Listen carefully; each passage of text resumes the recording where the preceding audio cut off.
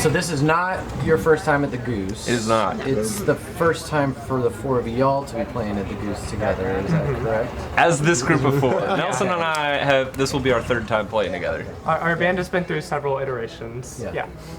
So, and you mentioned to me that since the last time you were here, the band has gone through. This is kind of a reunion for y'all to be together here. Sure, in a way it is. I have been working toward becoming a teacher. I'm about to start my first year as a special educator, so I've kind of been going through the ringer with that. And for most of last year, I was hiking the Appalachian Trail, so I was kind of away from the guys for that period of time as well. Yeah, and then I've been working towards actually becoming ordained in Methodist Church. So I've been going through the processes. Methodist Church is a process called candidacy they have to go to before you can be ordained or licensed to work in a church. And then besides from that, I've been playing all the music. Yes. Nelson's been studying the blade while we've all been fooling with it. This is Parker's first time playing with us. It is. I'm busting out my viola for this one. It's been a lot of fun so far. Cool. Yeah, and then for me, I sort of started playing whenever I moved back to the States after my master's. And then I moved to another state, and so we didn't get to play as often. It's true. So this is sort of a reunion of that. Yep. So we try to work Braxton into at least like a show a year, and hopefully going forward we'll be able to do the same with Parker. Geography aside, you know. Yeah. So tell us about Brothers Bear. You guys are playing here Sure. at Wild Goose. Okay. Information about Brothers Bear as an entity would be incomplete if I didn't clarify that one of our co-frontmen is actually not with us this time around, James McCann. He and I are co-songwriters, leaders of the band in most ways. And he is being a cowboy out in Colorado somewhere right now, literally ranching cattle on a horse, the whole deal. I think Cowboy had everything. Yes, he's living his truth. So I'll kind of give a brief history of Brothers Bear. So James and I have been writing and playing together for a lot of years. A dear friend of ours who was my partner at the time passed away, and then we just got together and we were just writing a lot of songs because both of us just we didn't really know what else to do, so we were writing a lot of songs. And we recorded them at a friend's house with no intentions to do anything particularly special with it. Braxton was actually on that record with us. That was before we ever even considered playing live shows. We just had songs that we liked. Our friend had a little setup in his home, so whatever. But that resonated with people in a way that we didn't see coming, and it was a really special thing to know that the songs that we're writing are meaningful not only to the two of us, but also maybe to some other people. So we just started leaning into it a little more. Eventually we put out a second record called Walking Each Other Home, which we recorded it at the Bomb Shelter studio in Nashville, and it was kind of more of an ordeal. And that was kind of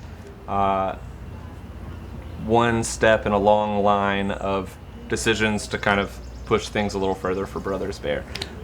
As you kind of alluded to, we've been sort of in a weird place for the last year or so, with James being a cowboy and me becoming a teacher and Nelson getting ordained, and we all live in different states now. And you becoming a full-time hiker. That's right, yeah. James actually, he thru-hiked the AT as well. Okay. I mostly thru-hiked the AT, got Lyme disease, and came home. I think that's a legit excuse. Not only did he get Lyme disease, he stayed on the trail for at least 2 or more weeks to. I hiked a sturdy 3 weeks with Lyme disease before I. Well, you want to really make sure that it takes root. That's right. Exactly. You don't want it to you don't want to get rid of it too. You don't want partial Lyme disease. No. Yeah, and when he writes his memoirs later, he wants a good chapter out of that, not a paragraph. Right. He was. right. It sounds like you were hoping for somebody else It's to a write story it of down. perseverance. Wow. Strength. Yeah. Foolishness, maybe. Yeah. I won't talk too much on the AT, but yeah. So that's kind of a brief history of Brothers Bear and kind of landing on what Brothers Bear looks like today. So we reached out to the Goose before we even knew how we'd pull it off. We were we would love to play again this year, and they were okay, we have a slot we'd love to put you on. Send us a stage plot as soon as you can. I was I don't know who's in our band. So I'll get back to you soon. But that's kind of where we're at today. Wow. So.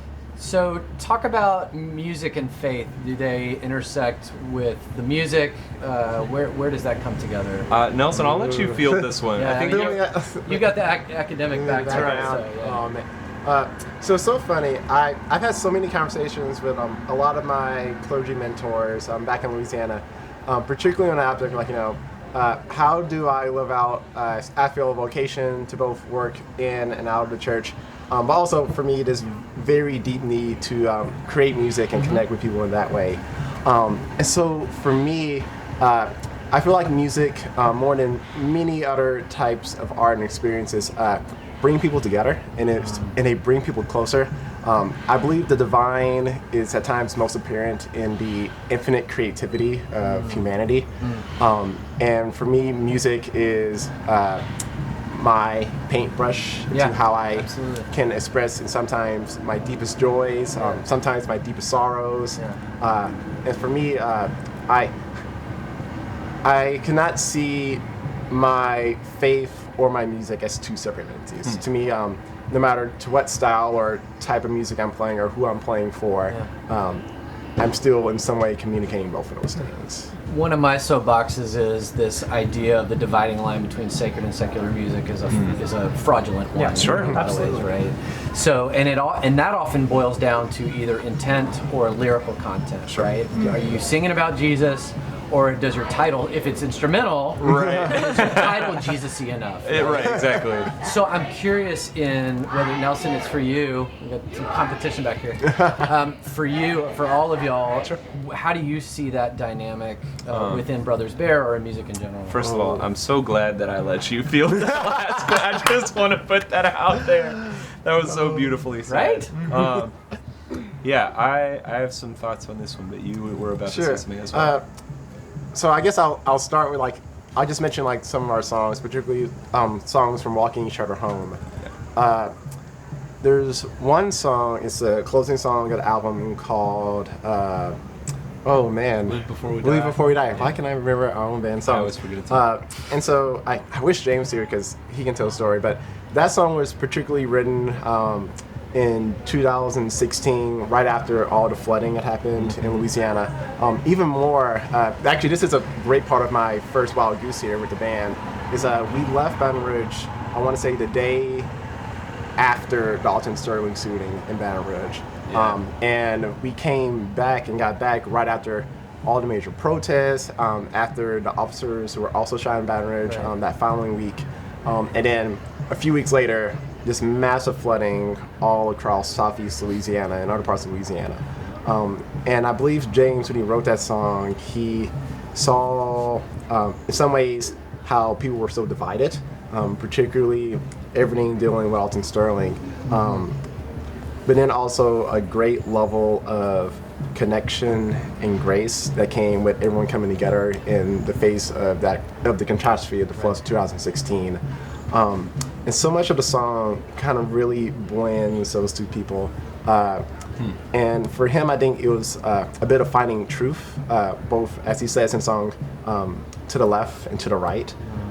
And the end of that song, well, it's not on the record, but how we usually would end that song is that we'll repeat one of the phrases, let us learn to live before we die. And I've always found that to be a very spiritual-led song. Just because it's so much about drawing off so many labels, so many shackles, like how we see each other and other people. But in times, truly let us learn to live together before we pass on. Absolutely. Absolutely. Our first record had a lot more like religious lyricism on it. The word Jesus was used on our first record, whereas our second record, it was, none of our songs are overtly like religious lyrically, but I definitely think that our second album, nonetheless, is far more spiritual an album than our first one. Our first one talks a lot about I don't know, just the places that we were in 2014 versus the places we were in 2017, 18. Things kind of shift around as they do. And yeah, I mean, we literally, in our first album, we sang a version of Come Thou Fount of Every Blessing. Our second album, I don't know, just like in a reading the text kind of way, there's cursing in it, and the word Jesus isn't used, and grandmas don't like it as much, and there's a part that suggests like, what if God's not real, and there's a whole song about that. But I think that it's like far more deeply a spiritual record. It's a better like cross section of where the first album, I want to clarify, James and I, like I mentioned, we wrote. The second album was like way more collaborative, specifically with me and James and Nelson, and then we had a producer that we'd been working with who kind of helped lead us through, toward where we wanted to be. But yeah, that second record really to me was just so much more an honest and like metaphysical expression of ourselves. So Parker, what about you? Are we still talking about like how faith intersects with music? Yeah, for me, I'd be or? interested in that. Yeah. Oh, that's interesting. So, it's funny. As a kid, I wouldn't have really thought about them as separate things, and so it's hard for me to do that now too, because it just seemed like an overflow of who I am as a person. Whether that's drawing or writing or playing the piano or the viola, it just feels kind of like breathing. And I kind of see like my spirituality, my faith life as like a trickle down thing. It's not compartmentalized. Like God breathes in and through all parts of my life. So it's not really an either or. Yeah, it's not an either or. It's I create because I love doing this and I'm made to do it, and it brings me like joy and fulfillment to do it. So it doesn't feel like I have to go to God and be like, oh, please give me like more of this so that I can continue doing it. It's like, thank you that this is part of who I am, That's great. Yeah. Braxton, anything? Yeah, so with me, I mostly do instrumental. Yeah. So I do a lot of composition, a lot of arranging. Whenever I'm composing or whenever I am playing something that I've written in the moment, it just feels sort of like you're attaching a little spigot up to like a hose of like the divine. Nice. In a way. So whether you want to think about it as like the Holy Spirit or like whatever you want to think of it as. Muse, whatever, yeah. It feels like a connection to something greater in a way that I don't feel that in any other everyday activity. So. Can you see why I keep these guys around? Damn. Brothers Bear, thanks a lot. Thank you. Of course, absolutely. Thank you. Awesome.